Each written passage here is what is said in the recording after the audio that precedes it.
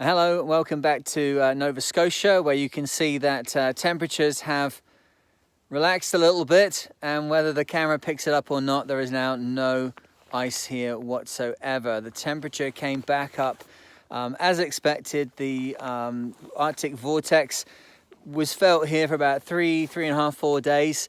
We got down to air temperatures about -10. The water temperature went down to 0 Celsius, but it didn't freeze any further than the boat. It didn't get out to the boat. And that's pretty much what I was expecting, because it's sort of 20 foot and then 25 foot, and then it shelves off to 40 foot where the boat sits. So she's looking pretty good now. Not sure if it's which way up. Is this the boat or is this the boat? It's so perfectly calm here. So I'm just going to go out there now. We'll have a quick look round, make sure everything's okay. I haven't been out to her since the ice melted. There's no great worry to be jumping on board. And as I said before, I'm not really keen on marching around on the decks when there's an inch of snow and ice and slush there. So we'll get out, carefully make our way up onto the boat, and then have a look inside and see what's going on. I got a few bits that I want to drop on board as well, and I can take you through what's been going on, where we're up to, and what's going to happen next. All right, well, here we are. Everything's looking good. I did a quick run around the boat to make sure there wasn't any damage to the waterline. It's ablative anti-foul that's on there, soft anti-foul that's on the boat at the moment. So if there was any friction between the hull and the ice, then we would have been able to see it in the anti-foul, and there isn't anything, which is great. So we just take a wander off down the foredeck here. As I said before, we see we've got one attachment point here. We've got another attachment point at the mast. We've got another attachment point here. Another one here, and there's another one actually that goes right to the base of the mast. So I think, is it 5 different lines at the moment, which are holding the boat on the mooring. But the primary one is actually attached to the bowsprit. The king line goes up from the mooring there and then attaches to the bowsprit, where there's a big soft shackle. And that's because when we're here in the summer, obviously the dock over here, we've got the extra pontoon in, and then we can just release that soft shackle, ease the boat back by a set amount on these lines, and then haul on a line that takes us over to the dock, and then we're ready for that stern ramp and the passerelle situation we had. So she's doing fine here now. It's been a while since she's been on the boat with me. We've not done huge amounts because 2020, as we've said before, was extremely difficult for Spartan. We had to cancel everything that we were doing. Funds have been very, very tight. So we've just done a little bit. So we've got the string onto the side of the boat here. I'm not sure if I'm going to keep that pattern. I have a bit of a love-hate relationship with this stuff on the front of the boat. You want to have it there so obviously sails and yourself can't slip out. But if you do too many knots on things, then you can end up with your lifelines at all sorts of different weird angles and kind of dips and buries. And so I've kind of come up over time with this where it's quite loose like this, but then it moves around when you try and deal with it. So I can have a look back at some older pictures of the boat when it was at sea, and obviously Dominic Wav, who was the guy that had the boat built, he's probably got a pretty good idea of how to do this. I cut it off when I very first got the boat, but that is going back like 4 years now. So we'll have a see, but we've got the string, so that's kind of a good start, right? A little bit of snow on the deck. What we got? We've got maybe half an inch or an inch of snow down here. But it all looks fine, the rig's fine, and what's exciting at the moment is, of course, that we're now talking to the rigging companies and trying to find out if we can get a good deal on the PVO or perhaps carbon rigging. Actually seems that at the moment the market is a good time to be trying to do something like this. So we've approached a couple of North American service providers that can do the rigging for this kind of boat, and they have indicated that we maybe actually can get some carbon rigging on rather than the PVO I was expecting. So what have I brought with me? Got a few little things. Number one is this. Looks like nothing. It's a jet boil stove. If you've come across these, they are incredibly fast. I used this one to make a cup of coffee the other day. I got the water and boiled it up in this thing, and to make a big mug of coffee it took 93 seconds to boil it up. So extremely efficient with the gas. What's different for those that know jet boils is that we've got this on the bottom of it. So jet boil, when they produce them. They have a kind of mixed can, and it uses, is it called an EN416 valve? It's the little guy. Maybe I can spin this guy off. This is kind of the main part of the story. A little bit of gas release there. Is that good? I'm turning it this much. Is that good?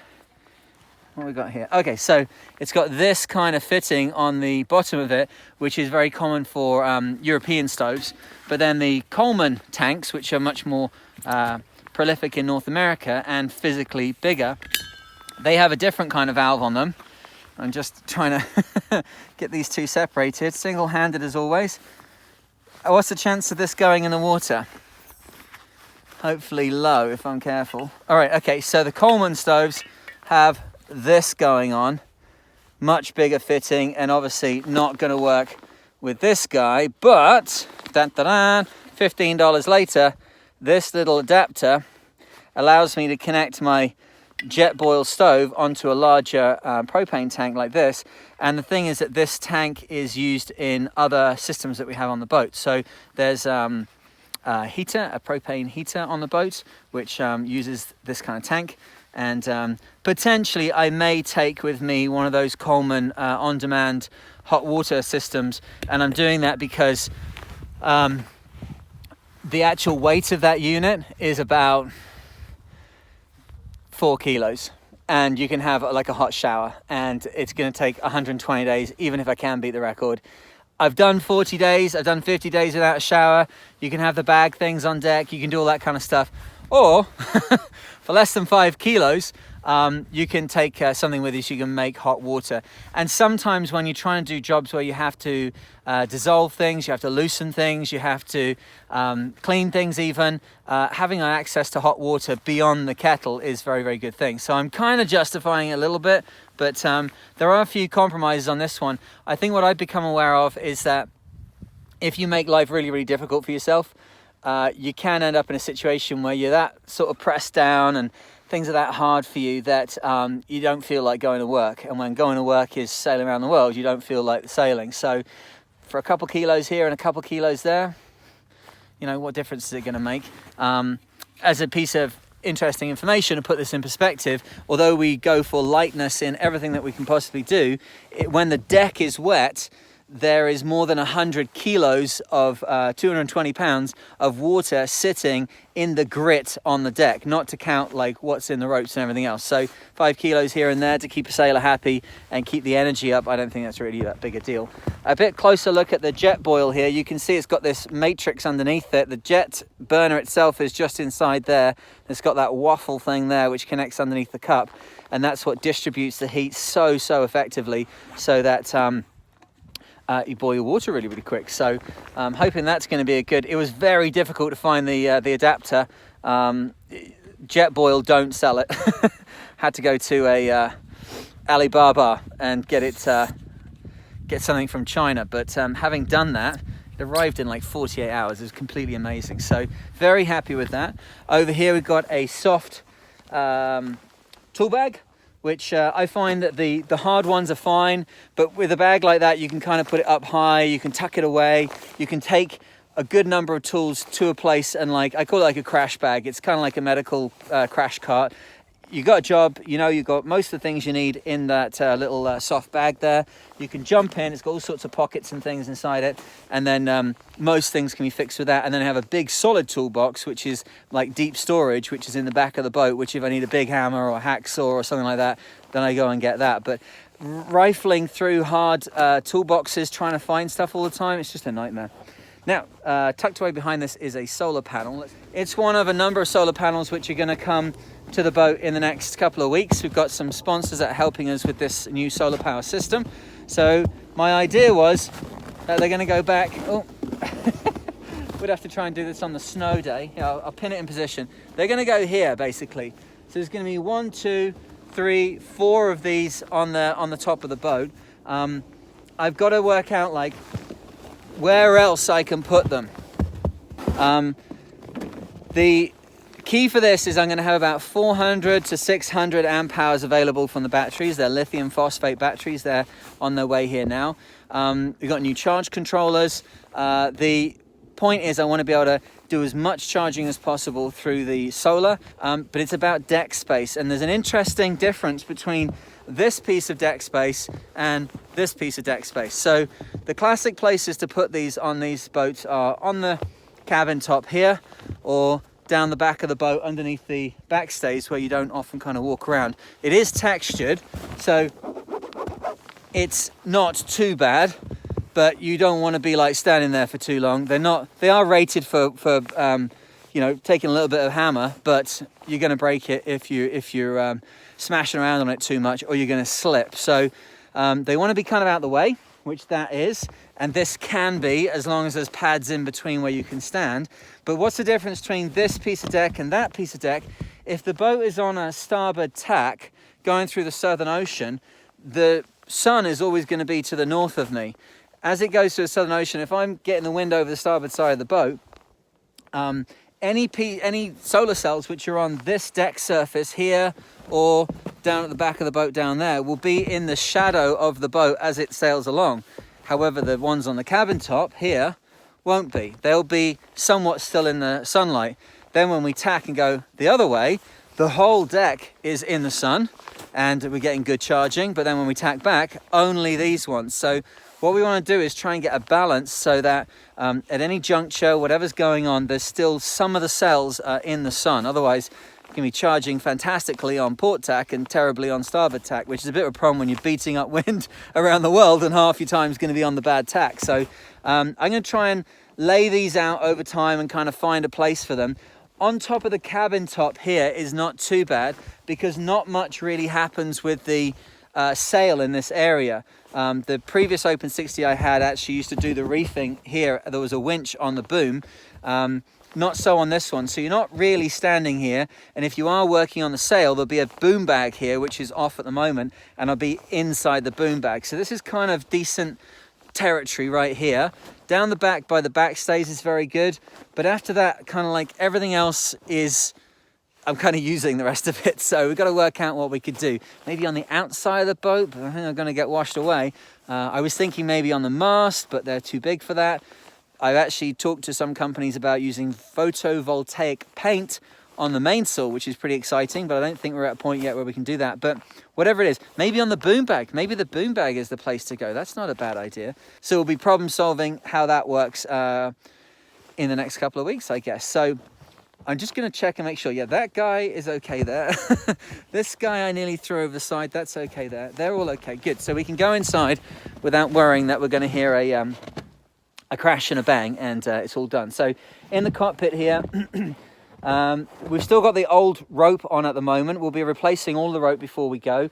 A lot of it's in good condition, but it's a little bit worn. My cousin, Mike, hi Mike, how's it going? He did a fantastic job in this cockpit during the autumn. He's not a out-and-out sailor, but he's very practical. He follows instructions, thank you very much. And he serviced all of the winches and the grinder, and then set in all of the new positions where the rope is held. So I'm not sure if I'm going to keep those rope holders. They're very small, they're off cruising boats. With gloves on and with these heavy lines, I think they'll break right off. But there is a style of rope holder on here, this guy, which is a lot more robust and a lot stronger with a big, oh, we can practice with this winch handle. With this heavy line on it, they're really good at holding the rope. So that needs to be just developed a little bit. What I tend to do is you've got the rope loop like that, then you put another elastic loop into that one so you can then put multiple lines onto one rope holder. This at the moment, I say these little guys, these ones not too bad, but these other ones we put in, not so good at all, very, very lightweight. But the screw holes, the concept of them is perfect. We'll just upgrade to this. And I actually had a guy called Brad, I think it was, who got in contact with me about making those, 3D printing them out of carbon, which is pretty exciting. If that can still happen, I'd be excited to do that. So let's go inside. See how we're going here.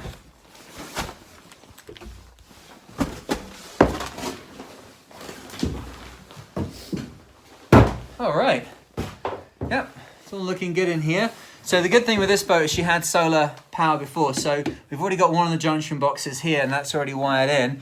Certainly the units that are going to be connected on the cabin top will go straight to this. We'll have to get a couple more of these if we're going to be putting some down the back. Now let's have a see if my other solar cell, the $50 solar cell, if that's been working. Where are we at here? Cabin. Yes, here we go. We've got some lights. Everything's working. Nice. So everything's looking pretty good at the moment. We've got, it's all tied in here. There's still some tools laid out. We've got a few bits and bobs over here. I've got a new water pump for the engine, which we're going to put in. There's a couple of hoses that are off and stuff at the moment. I'm just working on that job. It's one of those things like you're rebuilding the engine. Do you really want to put something in there that's not 100%? So we had old crappy water pump in there. That's going now, so we'll get that in. It hasn't been possible to get on the boat in the last couple of days because of the ice, so we'll get on with that. We've got all the area in the back here is all tidied up and clean. That's where the ballast control area is. Then over here we've got access to the same area, but again all nice and clean and tidy in there, repainted, and it's probably going to get another coat, but you can't put paint on at the moment, it's just too cold. Oh, here is the propane heater I was discussing that's got the Coleman 1-pound tank in it. The only way that's going with me, the engine has a heater on this boat. It has the same kind of heater you get in a car with a matrix that the hot water goes through and then a blower that blows it around the cabin.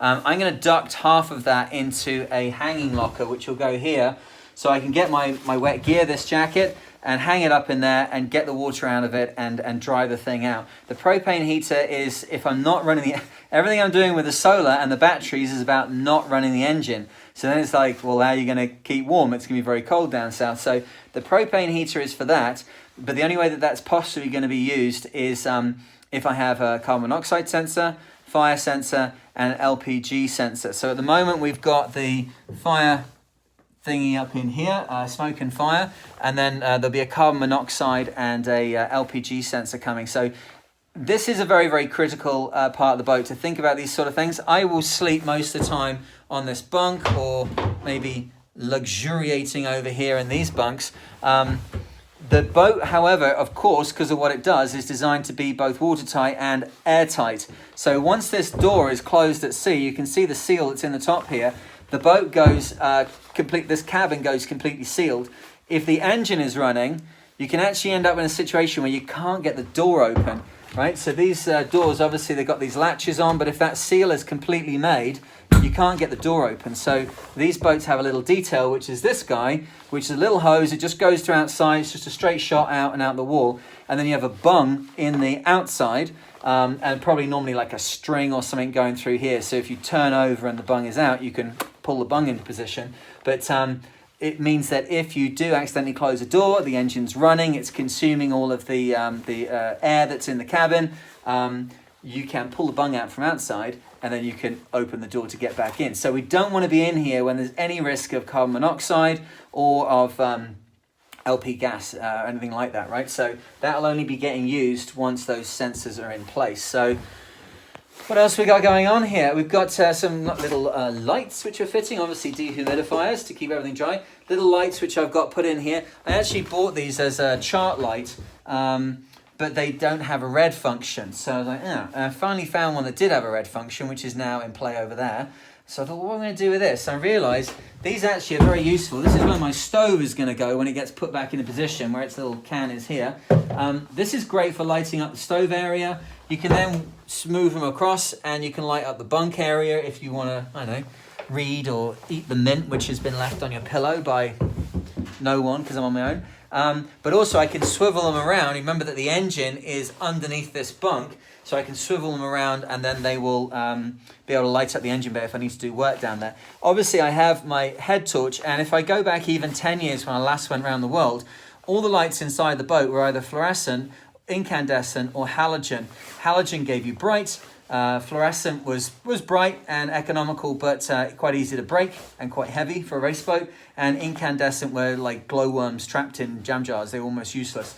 They all consumed, however, a lot of power. As it is now, these guys LED, and there's 3 or 4 of these through the boat, plus all the little lights which we've this boat also has little lights. Oh, here we go. See these guys here and down there? They're just the old G4 lights with the 2 middle metal prongs. Just put a new LED bulb in there. So we have lots of lights, and they're all now very, very bright, which means I'm not going to have to use my head torch as much.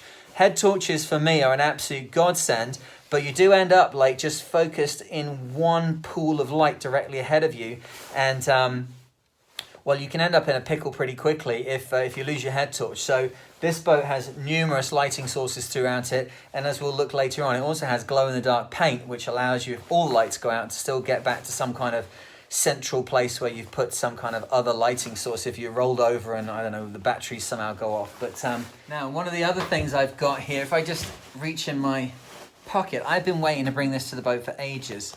I have got this. You know what this is? This is a wireless like data receiver. It's for transferring music from your phone, which is, of course, we've all now got loads of music, films, everything else, into an old school stereo like the one that I've got over here. So all we do is get this little jack plug, which is like an addition that goes in there. We bring this over and then we put it into here, and suddenly my old school radio becomes Fan-Dabby-Dozy new Bluetooth radio. So it's a funny thing for me, because when I did the first leg of the Velux race down the Atlantic from UK to Cape Town, I had forgotten, or everything's my responsibility, I'm the captain, but the box with the media stuff and like entertainment for Chris had been left ashore. So DVDs, books, CDs, everything was all ashore. So on board the boat, I had 2 things. I had The Heart of Darkness by Joseph Conran and Other Collected Stories, which if you've never read that, it's a bit heavy going, and if you're on your own in the middle of the Atlantic, sleep deprived, not perhaps the best choice. And the other thing was Nina Simone, an album of Nina Simone. I didn't really know Nina Simone before, so turn this on now. We get this guy wound up. I've had the CD forever, and because this boat's going where it's going, I put the CD in here. I can't play too much because of the way YouTube works. Okay, but obviously very iconic music. And I will say this, that of any CD that you have to take with you, I realised very quickly that thank God it was Nina Simone, because she's a super quality act and did stand being played for 35 days. But now we have this little chappy, so we can turn him on. I won't be able to prove the point because can't play music on YouTube and I'm using my phone. But look, that little light there indicates that whatever's in my phone can now come out of these speakers. Little things, hey, sometimes just a little thing like that. Yeah, I could have got a cable and connect to my phone, but this is an iPhone, and then you have to have an adapter and a cable, and then the phone has to be here, and it's like, we can do this. So one trip to Napa and boink. Little things. All right, what else we got going on here? Let's have a see. Oh, let's have a quick look up forwards. Not very much condensation, which is good. I've been coming down very regularly. Jobs which we've got going on in here. So this is the back of the electrical cabinet, which, don't worry, it does look like the end of the world. It's not. It's okay. Everything is just hanging off the cabinet at the moment. Then it's going to get zip tied back into position. The only thing which is a bit odd is you can see behind my hand, if I just blank out the brightness, there's a light fitting sitting here, and it should be on the ceiling. And the reason it's off there, sorry, the deck head, we must use all the nautical words. When I screwed that new fitting into it, water started running out of this. So I need to just find out exactly what the deal is with that. So rather than the light fixture filling up with water, I disconnected it. We're also going to be fitting the toilet down on the other side there. That's coming in one of the future videos. But before that happens, I need to get the batteries in place and get it all worked out. I don't want to fit the whole toilet system and then discover that actually that I can't do what I thought I was going to do. All right, let's have a see here. All right, so we've got a new paint job in here. We may yet put more paint on that forward bulkhead, so just to brighten things up. All the sails are back in. All of the ballast system is all neat and nice and tidy. We've got some ropes there on the deck, which I brought down from the barn the other day, and there's the anchors are there actually kind of like ready to go in case there was any issue with the mooring. I realise it's a bit silly having them all tucked away. The boat's not rocking and rolling around. But again, look how bright it is in there. that LED bulb, and that goes LED light rather. That goes to red. The one forward is the conversion I did. It was an old, I think there's one here. These little kind of round systems. Oh, actually, I can show you both the bits. So this is just a round fitting, which used to have a little halogen bulb in it. Just replaced it with these. They were like $6 Canadian. This one's got a damage to its face, so it's going to be replaced. But that guy, folds in there. And then that's giving us that nice bright light, which is down at the end there. So the boat's coming back to life. I would say if we had to go to sea, we would need, well, like a week. That's all it would be. And that would include putting the mainsail on. So, but obviously that doesn't count the fact that we've got to do the rigging. The rigging is the thing. The rigging that we have is good enough to sail and good enough to do, events for Spartan. The problem is that it's not good enough to do around the world. It's not got enough life for that. So I see that as being a fundamental thing we have to do before we go anywhere. There's no point. Sailors always they'll spend loads of money on electronics, they'll spend loads of money on gear, and then they always cheap out on rigging and sails. You watch, you're going to never see. Someone will do everything to the boat, and they've got these hanging pieces of crap, which is they call the sails, and then the rigging. When was the rigging replaced? Oh, well, yeah, maybe, I don't know, 10 years ago? If that lot breaks, if that's not working properly, it's the end of the line for sailing. So we'll get that done, but that's happening now. So yeah, we're doing pretty good here. The winter so far has been very mild in Canada. I'm hoping that it continues that way. We've got a fantastic base here now for whatever's going to happen next. Going into 2021, we've already learned that our first event of the year, the Regatta del Sol al Sol with Jody and the gang down in Florida, has been cancelled.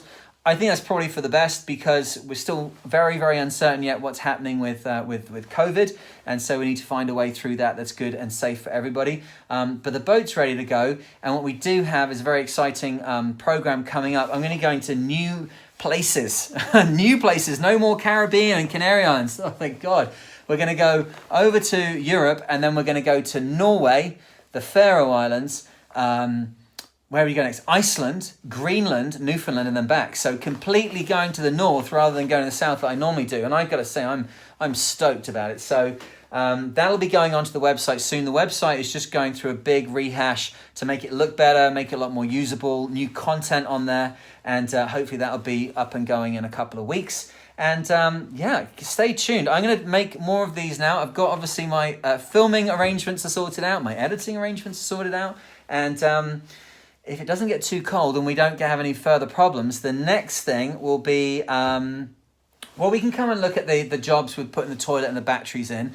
I don't think we're going to be putting the solar panels onto the deck because it's extremely cold and getting 5200 to stick in a way that convinces me it's going to stay on through the Southern Ocean might be difficult with temperatures below zero. But we can get everything else done. We can get the toilet done. We can get the electronics done.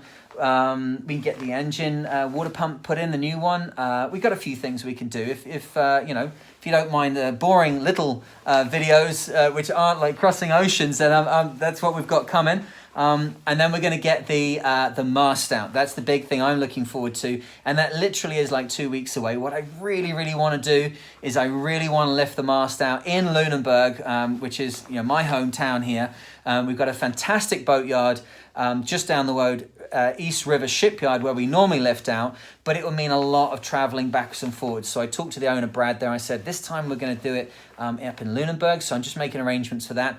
But when you're lifting a 100-foot high carbon fiber mast, you have to do a little bit of prep first, not only for getting it out, which is actually relatively simple, but then where's it going to be stored? How secure is that? Because this rig has now gone through the entire life of this boat. We were up to 18 years. This mast has been in the boat, never damaged. It would be a crying shame if it was on the dock, left, and something happened to it. Someone reversed their car into it. So I'm just getting that squared away. And then we've got access to a drone, and we will get some wonderful shots up above Lunenburg as the crane lifts the mast out of the Pride of Nova Scotia here. And then I will motor the boat back round, and we'll be able to drive to the mast in 5 or 6 minutes, and we can get going with dressing all the rigging through the mast, overhauling the electronics, maybe see if we can get some paint on it. We're looking at whether we can slide it into half of it into a workshop, paint half of it, turn it round, slide the other half in, so that's coming. And then we'll get our new rigging on and we'll get the boat back together again. So it's all happening. I said it would be restarting these videos, and here I am. So if you haven't listened to it already, have a look at the podcast, which is The Mariner, of course. You can get that on Spotify. I'll help you. Hey, Google, play The Mariner podcast. So somebody somewhere now has got that problem. And then the other thing is a Patreon. Patreon's been a little bit slow. That's my fault. I'm sorry. We've got content there, but you know, a lot of the people are on there. They're just happy to throw a couple of coins in the jar to help out with the videos and the podcasts and the blogs and all the rest of it that's going on. So check that out. And yeah, I'll speak to you in the next one, which should be just a couple of days. Until then, cheers.